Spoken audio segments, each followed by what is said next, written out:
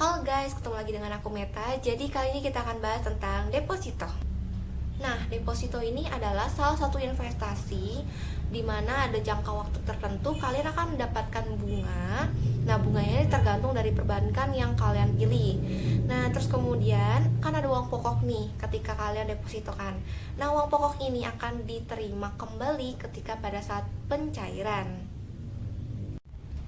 Nah, bunga deposito itu ada dua, ada yang ARO sama ARO Plus. ARO ini singkatannya dari Automatic Rollover. Kalau yang Automatic Rollover atau ARO, bunga akan diterima setiap bulan, jadi akan ditransfer ke rekening. Sedangkan Automatic Rollover Plus berarti ketika kalian jatuh tempo, ketika kalian ingin pencairan pada saat jatuh tempo, maka bunganya akan diterima juga beserta uang pokok yang kalian depositokan. Nah, mengenai ARO dan juga ARO Plus, mau ARO ataupun ARO Plus ini sama-sama bunganya akan di automatic.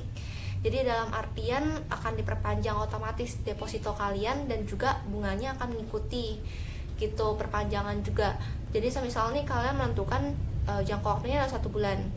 Nah, nanti akan ketika bulan depan kalian nggak perlu lagi ke perbankan untuk memperpanjang, tapi akan otomatis diperpanjang gitu. Nah, terus kemudian ini kan mengenai bunga. Nah, kita akan mengenai jatuh tempo atau jangka waktu.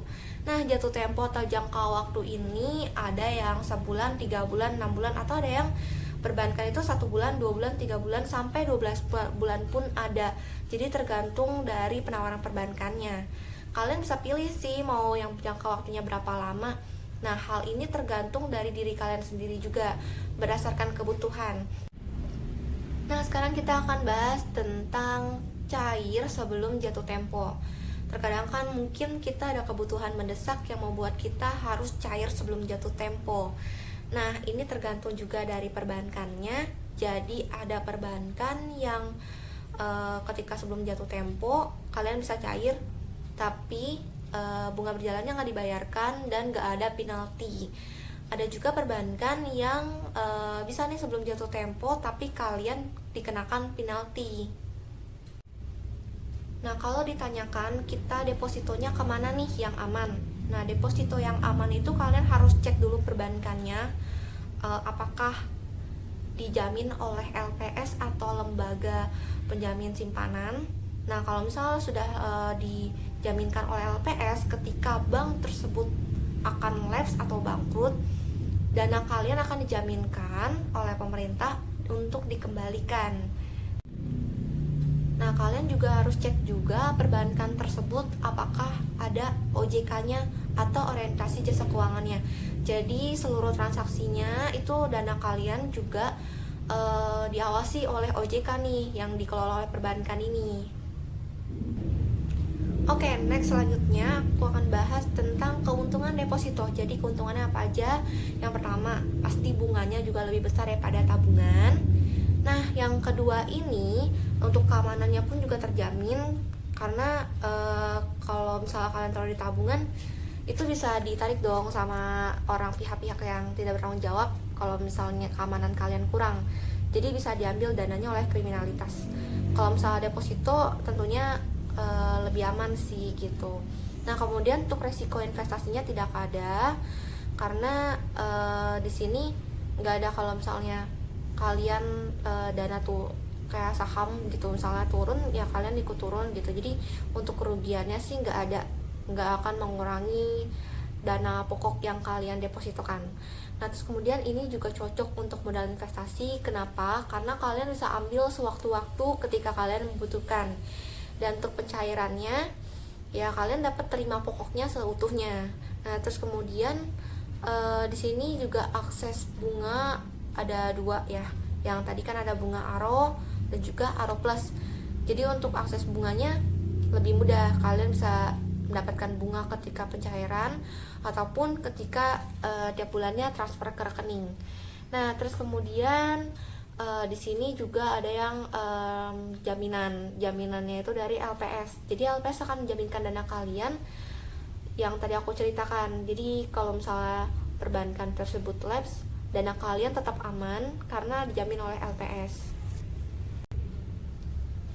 Nah, mengenai kelemahan ya sekarang. Kalau misalnya mengenai kelemahan, deposito itu bunganya lebih kecil dibandingkan investasi-investasi yang lainnya. Karena kan kalau investasi itu kita mengenal namanya high risk, high return.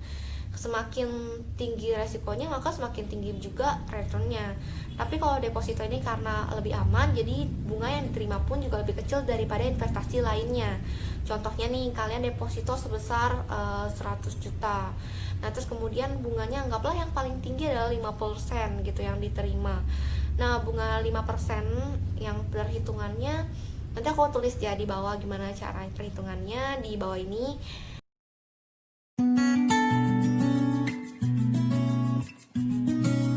Deposito kelemahannya, ada beberapa perbankan juga yang menerapkan penalti sebelum jatuh tempo. Jadi ketika sebelum jatuh tempo kalian akan dikenakan penalti. Itu sih kelemahan dari depositonya.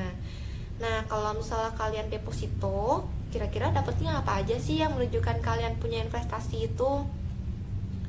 Nah, kalau misalnya secara offline, di perbankan masih ada beberapa yang menerima secara offline. Nah, kalau secara offline tuh kalian akan menerima bilet deposito. Nah, bilet deposito ini juga tertera nomor rekening serta nomor biletnya. Nah, ini yang akan terhubung ke sistem mereka mengenai dari nomor rekening dan juga nomor biletnya.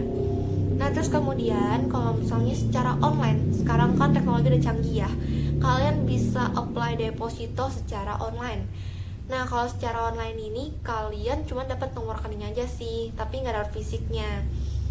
Ketika kalian pencairan pun juga bisa langsung di aplikasi tersebut gitu untuk pencairan depositonya. Nah, untuk deposito mungkin informasinya aku jelaskan sampai sini aja gitu. Kalau misalnya mungkin ada beberapa pertanyaan dari teman-teman, kalian bisa komen di bawah ataupun nanya secara langsung di direct message di Instagram aku. Nah, kemudian untuk deposito ini kalian bisa apply di beberapa perbankan. Perbankan apa aja pasti ada sih untuk produk deposito ini. Nah, sebelum kalian deposito, aku sarankan kalian juga harus cek nih bunganya berapa. Aku sarankan kalian datang langsung ke perbankannya tersebut. Karena kalau misalnya di website belum tentu nih bunganya update gitu.